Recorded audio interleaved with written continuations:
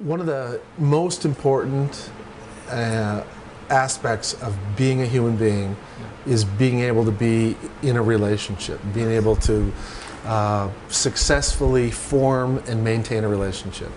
And at the heart of that capability is the capacity to put yourself in somebody else's shoes, to see the world how they see it. And that capacity is empathy. And it's a quality that leads to understanding between one person and another. It's a quality that is essential for some of the fundamental positive aspects of human interactions, like compassion and sharing and selflessness, things that lead to successful parenting, successful family activities, successful community, and ultimately successful society. And so people who who can't be empathic, who find only see the world through their own perspective, are essentially too selfish to be successful in a healthy human living group. They won't do things for others. They will not understand why they should give of their time, effort, and energy for those poor people over there, or why should I volunteer for the soccer team? Yeah. Why should I do that? It's, you know, I want to take, it's my time. That leads to a very, very dysfunctional society, and ultimately, you can't have society. You can't have a healthy family unless people are willing to have that empathic element of sacrifice. How empathy develops in babies? You know, it's interesting. We think about the development of children, and anybody realizes that a child's language will develop as a reflection of the language the parents speak to the baby. Everybody recognizes that the child's motor skills, their ability to kick a soccer ball, the ability to use a pencil to write, that will develop as a function of opportunities to kick the ball with mom and dad, or to, you know, practice writing. And so people understand the concept of use-dependent development of functions. Empathy, the ability to be, and the ability to be caring and loving, all of those relational capabilities also develop in a use-dependent way.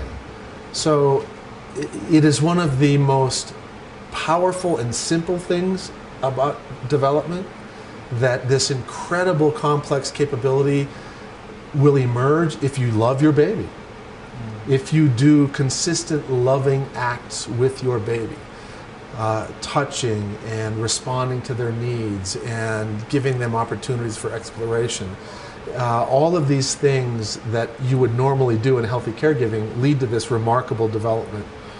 And really it's, you know, that's a great thing about our species, that if you're loved, you grow up to be loving. If you are given opportunities to hear and practice music, you can make music.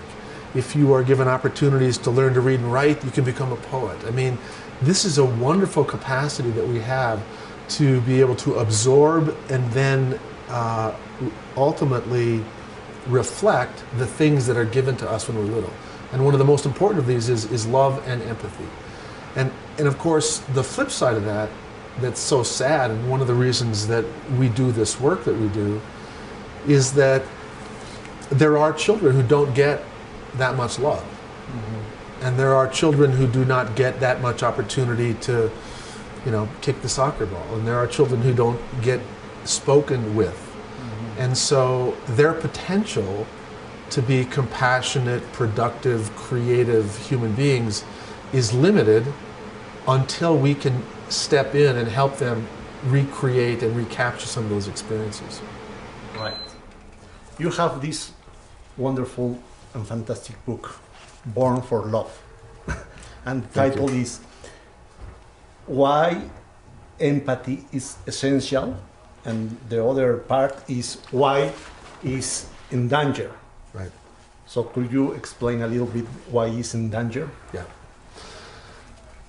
Human beings, for thousands of generations, have lived in very close-knit groups, typically 40 to 50 people, where there were multiple families and multiple generations of families all living together. And in that environment, a child who was growing up was a very valuable commodity.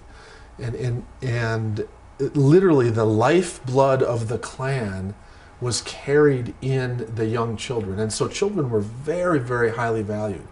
And many of you, I'm sure, who are listening are aware that, you know, disease and malnutrition and other things really made infant mortality very high. And so frequently, you know, for ages and ages and ages, infants would die at a much higher rate than they die now. Young children would die. So children, very, very, very important, very, very valuable. And the interesting thing about our species is that for every child under the age of 6, just to maintain population equilibrium, there were at least 3 or 4 developmentally more mature individuals who would protect, educate, nurture, enrich the child's life. So this relational density, you know, the fact that there were all these people to love these children and to protect these children and to teach these children, meant that they got lots of repetition with relational things. One of the unique qualities of the human brain, and I should say of all brain tissue, but it's true of humans, is that all these systems in our brain, language, motor systems, and relational neurobiology, they all grow as a function of use. So there's a term we use, it's called use-dependent development. And so what that means is, if you're a little child and you grow up and somebody speaks to you 1,000,000 words, by the time you're age 3, you've got a good high vocabulary. If somebody speaks 500,000 words to you by the time you're 3, your vocabulary is less. Mm-hmm. And if somebody only speaks 100,000 words to you, you don't even have language. So the brain develops in a use-dependent way. And so if you envision a child growing up in this traditional, multi-generational milieu, multi-generational environment, these kids were literally swimming in touch and smiles and conversation and all kinds of relational enrichment that provided the repetition to develop their capacity to be empathic and caring and loving, which meant that's why our species survived. Now, fast forward to the last 100 years. In the last 100 years, Western civilization has changed the way human beings live together.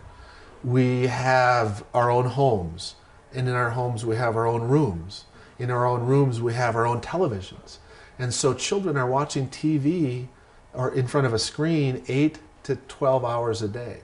Mm-hmm. The ratio of caregivers or developmentally mature individuals in their lives goes from 4 to 1 child down to 1 teacher and 25 kids. Yeah.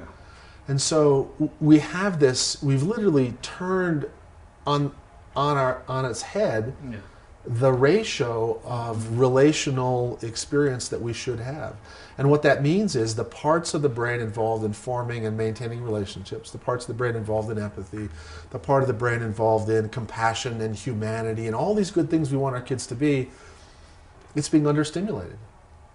It's literally like we're expecting these kids to just spontaneously know how to be socially appropriate. A child who has never been in a conversation doesn't know how to have a conversation. If they're tweeting all the time and texting and they have, you know, 5 minutes a day with their parents where they get direct interaction and that's it, how can you expect their brain to develop these complex social capabilities? And that's what we mean by endangered. That we have, as cultures and as a society, particularly in the U.S., because we're sort of leading the world off the cliff, because we have more TVs, more media, we have the worst teacher ratios, we have the most compartmentalized, fragmented cultures. We have children every year in a public school in the US, 1/3 of the kids are new because families are mobile. They move, they move, they move. They move away from neighbors, they move away from family. And so we've created this fragmented, compartmentalized culture that literally is creating what I call poverty of relationships. And that poverty of relationships is beginning to have significant consequences. Increases in bullying, increases in violence, increases in selfish behavior, decreases in empathic, compassionate behavior, less volunteering, less voting. All kinds of things that are crucial for the health of a culture are diminishing and diminishing and diminishing. Right. What happened when a mother and baby are in a tune? You know, one of the really fascinating things about our brain is that it's designed for human communication. And what happens is, and there's a lot of biology that is behind this, but very simply, our brain essentially will mirror the cognitions, the motor activity, and the emotions of people that we're interacting with. So if a mother is engaged and really truly present in that moment with her baby, and she truly feels just loving to this infant, that infant feels that same feeling of being loved.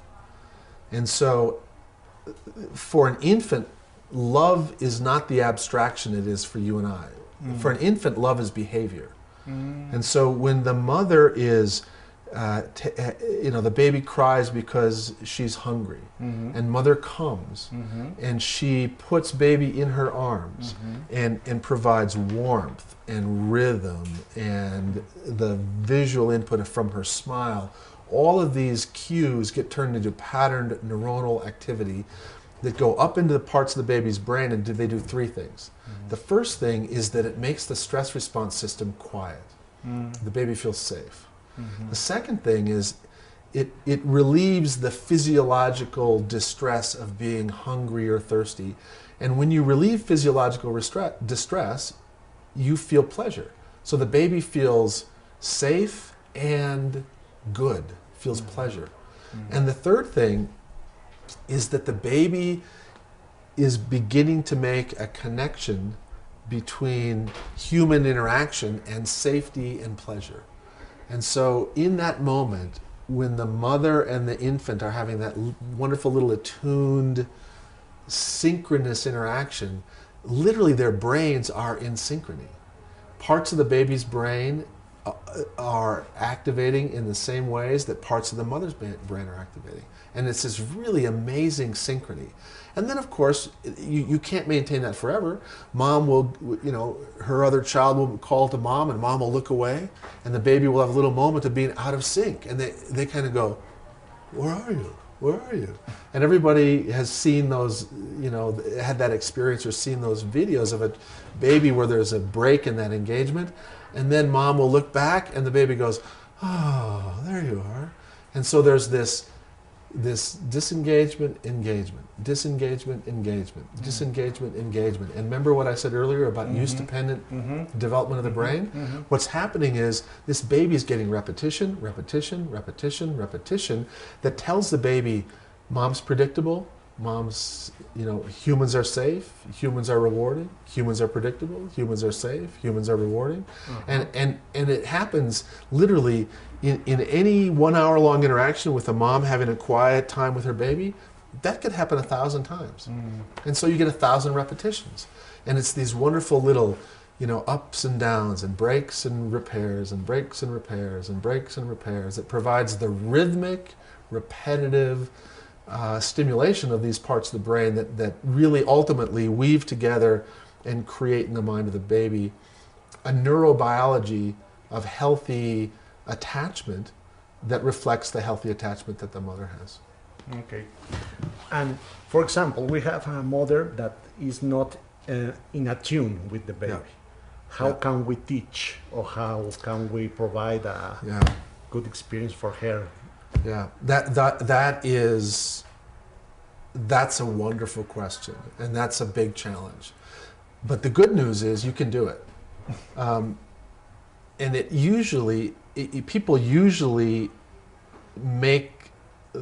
start that process, I don't want to say in the wrong way, but let me just say what I would suggest. The strategy to make a good maternal-child interaction is to actually meet some of the fundamental needs of the mother first. If you can't, a distressed mother, a depressed mother, a frightened mother, an overwhelmed mother, no matter how much she wants to be present and do the right things, there's a physiological push away from being able to do that. So the first thing you need to do to help a mom be as attuned as she can be is take care of her. You as the therapist, you as the counselor, you as the friend, you have to make her feel safe and appreciated and cared for, just like she is ultimately going to make her baby feel safe and cared for. And so you are trying to essentially induce a parallel process. The ideal thing to make that mother capable of being attentive and attuned and responsive the way we want her to, so she can create with her infant this wonderful attachment interaction, is to meet her needs. And many of the mothers that we work with are incapable of doing that for one of two reasons. One is many of them never received that kind of attentive, attuned caregiving when they were young, so their neurobiology of relational interaction is immature and undeveloped. This usually, not always, but this also usually tracks with or goes along with other forms of instability in your life. A history of chaos, unemployment, you don't know where you're going to live, domestic violence, all things that are in the moment physiologically disrupting. So if a mother's stressed out, depressed, overwhelmed, she will not be able to have that quiet, calm state that's required for this optimal infant parent interaction.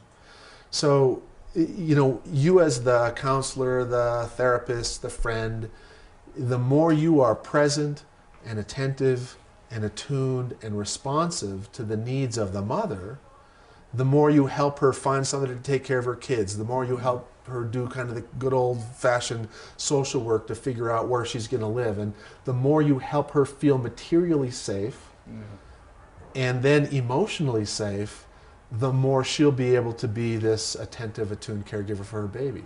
And then the beautiful thing about that is that that's also building into the brain of the mother ultimately healthy attachment capabilities. Right.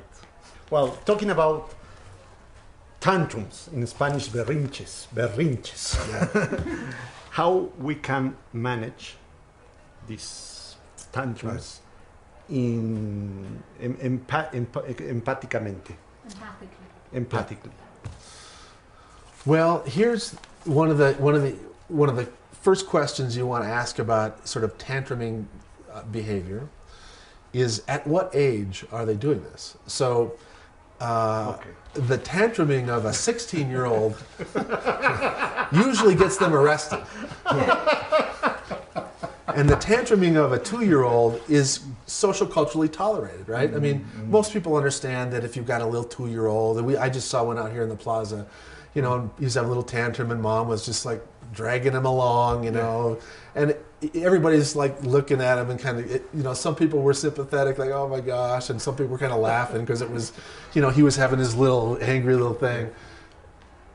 But we tolerate that. We know that that's a developmental phenomenon. The problem with kids that are maltreated, who have these developmental insults, is that the tolerance levels and the frustration and the explosive behaviors that are completely acceptable when you're 2 don't improve when they're 4 or 6 or 8.